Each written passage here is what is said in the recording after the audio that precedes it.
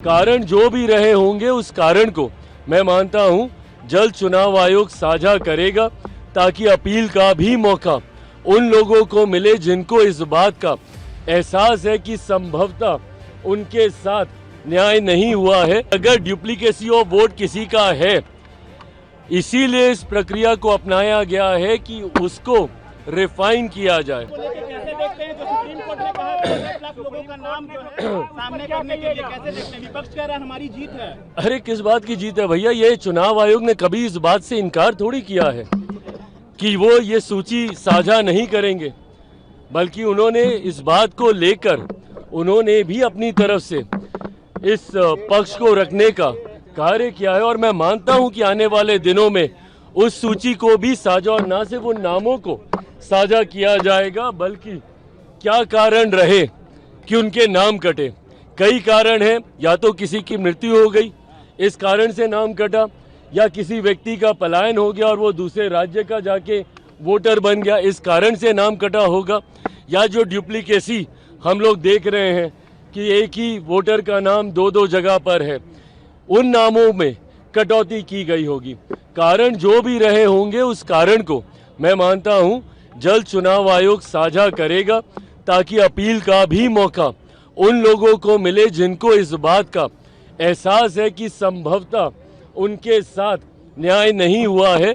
नागरिक होने के बावजूद किसी कारणवश उनका नाम उस सूची से छूट गया है, उसको भी दोबारा से मौका मिले, इसके लिए भी तीन स्तर पर अपील करने का प्रावधान SIR के माध्यम से किया गया है। उनको ये मौका मिले, उसके लिए इस सूची को साझा करना जरूरी है। सुप्रीम कोर्ट ने भी इस बारे में निर्देशित किया है और मुझे लगता है जल्द चुनाव आयोग ये करेगा।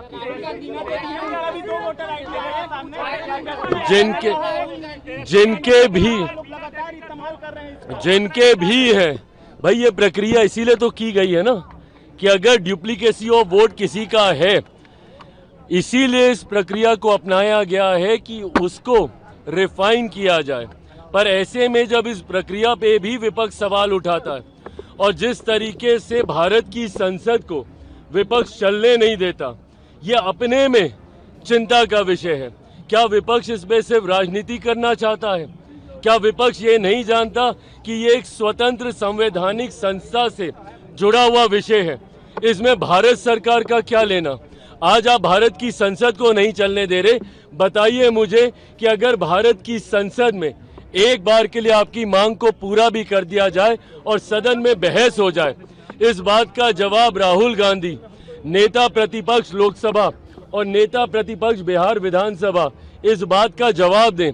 अगर वो इसका जवाब दे देंगे, मैं स्वयं केंद्र सरकार से आग्रह करूंगा कि सदन में इसको लेकर बहस शुरू कराई जाए। बताएं, अगर सदन में बहस होगी तो इसका जवाब कौन सा मंत्री देगा? किस मंत्रालय के अंतर्गत चुनाव आयोग आता है, इस बात का जवाब दें विपक्ष के तमाम नेता। क्या आप चाहते हैं कि चुनाव आयोग लोकसभा में आकर जवाब दे कि राज्यसभा में आकर चुनाव दे? ये लोग सिर्फ SIR को लेकर हंगामा कर रहे हैं। अभी तक किसी भी नेता, किसी भी दल ने कोई भी आपत्ति चुनाव आयोग के समक्ष दर्ज कराने का काम नहीं किया। ये अपने में दर्शाता है कि इनके पास कोई प्रमाण नहीं है, सिर्फ ये लोग हवाई बातें करके भ्रम फैलाकर लोगों को डराने का काम कर रहे हैं।